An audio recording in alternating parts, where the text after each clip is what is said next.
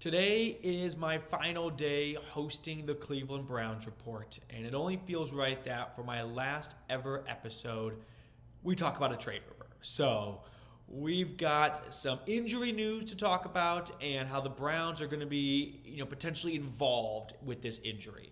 If you missed it, New York Jets new quarterback Justin Fields, he got carted off the field today at training camp. Now, the initial thing I saw was turf toe. And then I saw it might be a dislocated toe. And maybe by the time you're watching this, we've already got full clarity on the situation. But what we do know for sure is Fields is injured. We don't know the severity of it. We don't know how long he could be out for. But there is definitely something to be, had here. So I expect there to be some type of initial dialogue within the Jets regarding if Fields is out for an extended period of time, what do we want to do?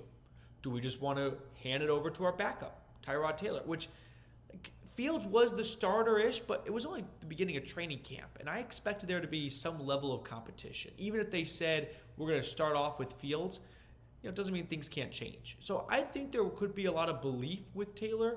I think Tyrod Taylor is an awesome backup quarterback. I think he's got decent starting potential. So I've seen Joe Flacco and Kenny Pickett tossed out there as possible trade targets for the Jets. Ask yourself this question. Take your own personal bias for what you would like to see happen out of there. Would you rank Flacco, Pickett, and Taylor very far apart from one another? I'd put Flacco at 1. I could put Taylor at 2 and Pickett at 3, or switch them, and I wouldn't have an issue with it. I think we're arguing about what smells worse, barf or shit. So neither one is very far apart from one another. If the Jets think Flacco is super far away from Taylor, they've got familiarity with him, of course, but new head coach, new GM there. Maybe they go full press for Joe Flacco, but I don't think the Browns are going to be in a rush to move Flacco. I only see Flacco getting traded if Pickett, Gabriel, or Shador blows them away. And they're like, well, this is our Dak Prescott. This is our Russell Wilson.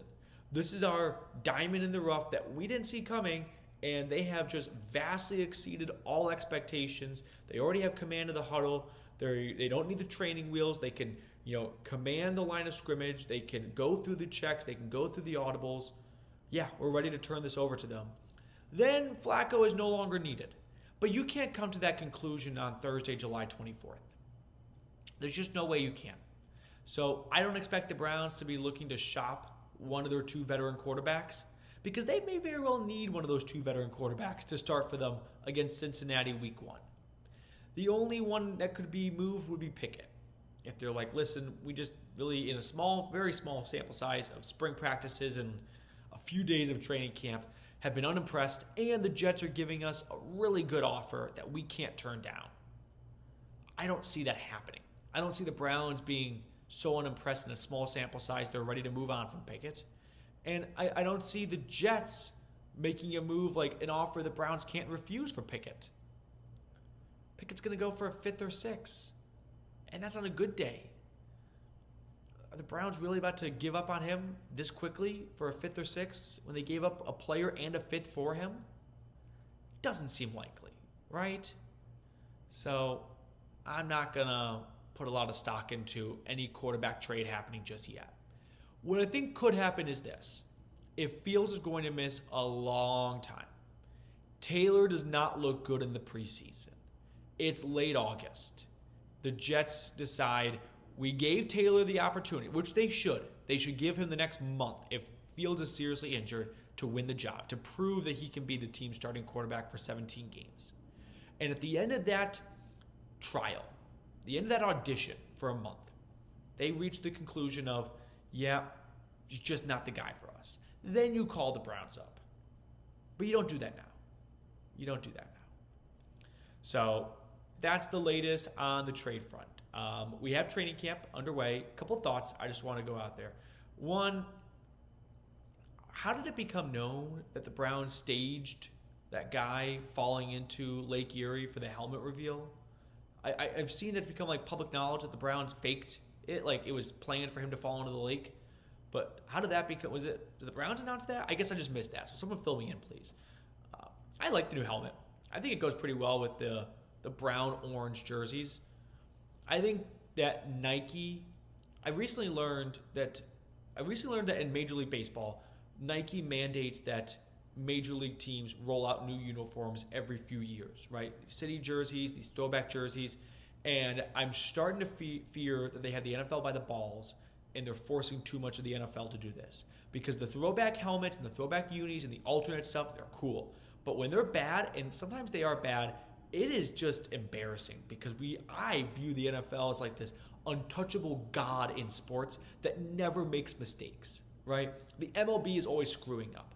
They announce random things the worst times.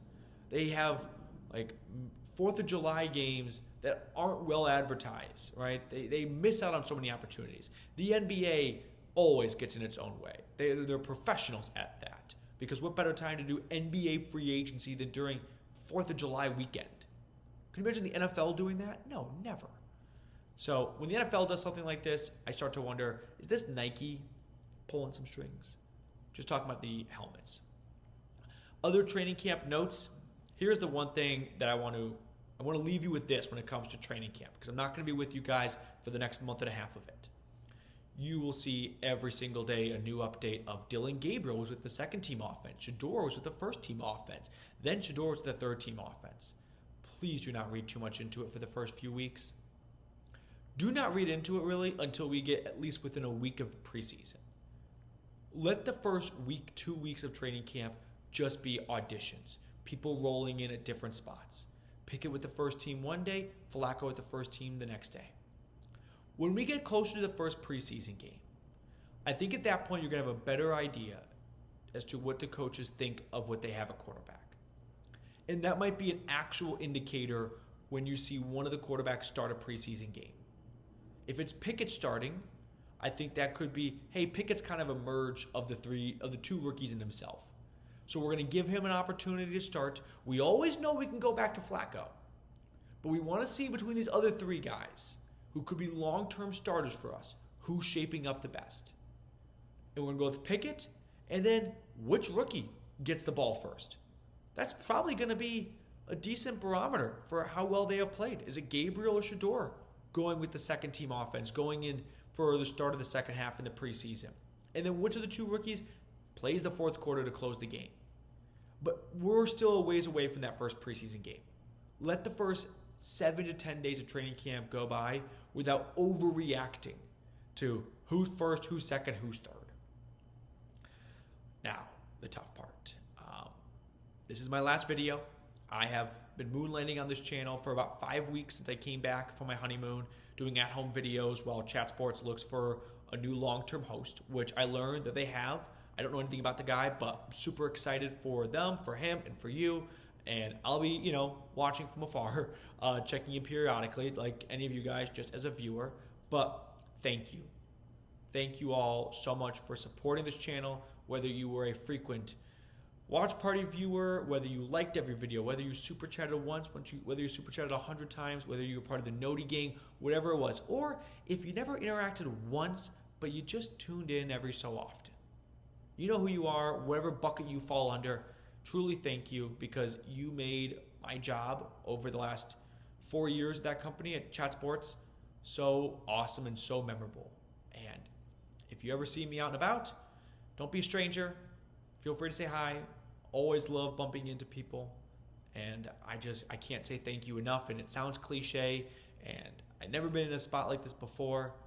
But even though I'm just looking at a camera right now in an empty room, it truly does feel, as impossible as it might feel, that I'm in a room with a bunch of people barking.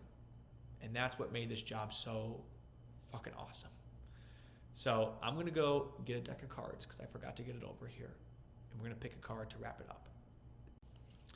Let's pick a card one last time. Dylan Sutcliffe, pick a card.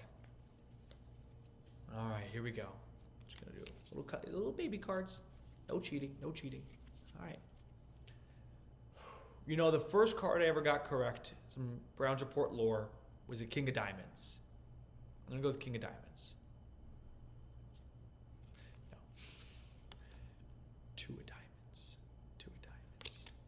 Thank you guys. Go Brownies.